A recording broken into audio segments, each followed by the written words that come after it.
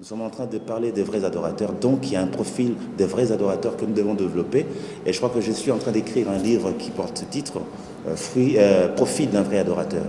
C'est là que je pense avec mes enfants que nous avons une mission à faire, nous avons une démarche à parcourir, nous avons un tronçon à faire qui est encore assez long pendant que nous vivons sur la terre. Aujourd'hui, si je prends mon bâton, non, je pense que quelqu'un pourra me dire qui t'a placé gardien des autres. Comme Caïn a répondu à Dieu avec beaucoup de ferveur, est-ce que tu m'as placé gardien de mon frère? Je ne pense pas que je sois gardien de mes frères. Mais si par contre je vois un frère faire quelque chose de mauvais, je ne vais pas prendre le micro, je ne vais pas passer à la télévision. Je peux vous dire que je suis en entretien avec un bien-aimé qui chante, parce que je crois que j'ai aperçu au travers de sa façon d'être des choses qui m'ont personnellement tiqué. Je l'ai appelé en aparté. On a parlé entre nous, il a reconnu et je suis en train de prier avec lui. Je ne peux pas apporter ça à la télé. Non, je ne peux pas dire, voilà, il y a des gens qui commencent à faire ça. Non, non, non, sans oublier que je suis moi-même aussi serviteur. Je crois que nous avons tous un seul maître. Il y a moyen de mettre les gants et d'aller avec beaucoup de délicatesse. Nous sommes dans un milieu assez hétérogène. Ne pensez pas que tous ceux qui viennent ont reçu l'appel de venir. Il y a des volontaires qui sont aussi dans le champ. Donc, il y a des objectifs qui ne sont pas nécessairement les mêmes. Donc il y a des sujets qui peuvent être des sujets à controverse. On peut commencer aujourd'hui à débattre sérieusement et même en arriver à des échanges beaucoup plus monstrueux. Je crois qu'il y a moyen de gérer ces différences, d'accepter d'abord ces différences et de faire en sorte que dans ce que nous faisons, nous puissions nous atteler à rendre des choses dont nous sommes convaincus. La mission que Dieu nous a donnée s'arrêtera un jour parce que quelqu'un a juré de nous tuer.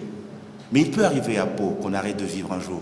Mais l'œuvre de Gaël continuera parce que il y a des tenants de cette œuvre qui sont restés encore vivants. Ils ont encore l'avenir devant eux. C'est la raison pour laquelle, personnellement, en tant qu'individu, je n'ai pas voulu incarner ce travail. Je n'ai pas voulu porter sur mon dos le fardeau tout seul de ce travail. Je n'ai pas voulu mûrir en moi-même la mission de cette mission, au point où le jour où je ne suis pas là, tout s'arrête. Malheureusement, il y a des gens qui partent dans la tombe avec leur ministère, des gens qui s'éteignent avec leur vision.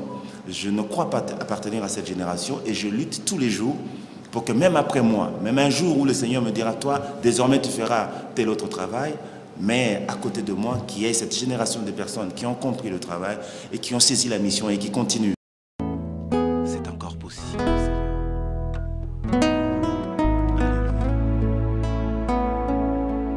Je crois que Gaël s'est incrusté dans les entrailles de l'Église en tant que ministère qui a la mission de participer à la restauration de l'adoration.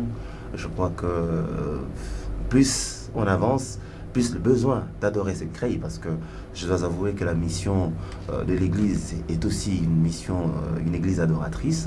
À ce point-là, je pense que nous avons une part non moins importante dans le cadre de l'exercice du sacerdoce, et en tant que tel, il y a une mission que nous devons accomplir. Aussi vrai que l'adoration sera une réalité, un besoin de chaque cœur, aussi vrai que la vie de recherche que Jésus-Christ lance lorsqu'il dit « Mon Père cherche des vrais adorateurs », aussi vrai que cette vie de recherche court le monde, eh bien le besoin d'adorer existera et notre raison d'être. Où à un moment donné, j'ai pensé que c'était fini pour moi. Ma joie et ma consolation, c'était que le Seigneur continuait quand même son œuvre. Je me suis dit que si jamais il me donnait l'occasion de revivre, d'abord je serais convaincu que c'est pour vivre essentiellement pour sa gloire et faire encore au centuple le travail que j'étais en train de faire, peut-être l'exprimer encore mieux. Donc, c'est une action de grâce que je voulais aussi faire à Dieu. Et ne vous en faites pas une action de grâce, je n'ai pas mené tous mes enfants au lit de l'hôpital. Non, ils étaient à côté de moi, ils me regardaient, mais ils pouvaient... Non, je leur disais, ne restez pas là, rentrez travailler. Donc, au moment où j'étais là, en train de chercher le départ, qui venait toujours pas, ils travaillaient parce que je leur ai dit, il ne faut pas que ce travail s'arrête parce que je ne suis pas là. C'est encore possible.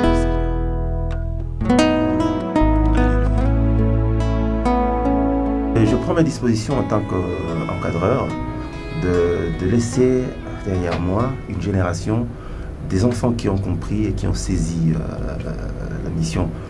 Quand vous mourrez avec votre œuvre, c'est que vous n'avez pas répondu à une mission. Et je pense que le Seigneur m'a fait grâce de me faire entourer des enfants qui ont compris. Parmi eux, il y a des individualités qui ont compris le sens de cette mission. Et même lorsque j'étais au bord du trépas à l'hôpital, à un moment donné, j'ai fait ma prière, j'ai dit Seigneur, je remets mon esprit entre tes mains. J'attendais que l'escorte d'anges vienne me prendre, ça ne venait toujours pas. J'étais rassuré que derrière moi, l'œuvre de Gaël continuerait. La preuve, c'est que quand j'étais à l'hôpital, il répondait toujours aux invitations. Et j'ai tout fait pour ne pas être l'homme orchestre. Lorsque tu n'es pas là, rien ne se fait. Ils attendront jusqu'à ce que tu reviennes. Non, non, non. Vous verrez que de plus en plus, je commencerai à ne pas prendre... ma visibilité sera de moins en moins exprimée pour que je prépare aussi la relève. C'est pas pour rien que j'ai inauguré maintenant une ère nouvelle, c'est-à-dire ceux qui ont la grâce de Dieu de faire le lead dans un travail individuel, en solo. Je leur donne l'occasion de s'exprimer. On l'a fait avec Francis, on va le faire avec d'autres.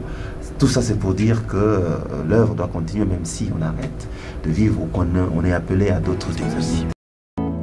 C'est encore possible.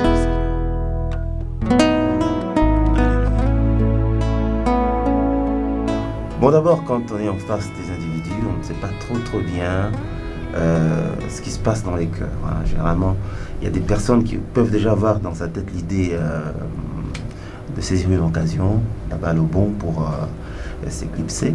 Mais je dois avouer quand même que le seul élément qui m'a un peu perturbé, c'est le guitariste qui a été, je dirais, enlevé, mais pas enlevé parce qu'il a donné son consentement. Nuitamment, sa tante est venue de Londres pendant qu'on était en Irlande, et il a pris, ils sont partis. On n'a pas pu le retrouver, puis finalement, j'ai dit, bon, ça c'est un côté difficile à gérer, parce que bon, finalement, ceux qui viennent d'arriver, quand ils ne sont pas branchés dans la mission, dans la vision, souvent, ils sont faciles à tromper par le diable.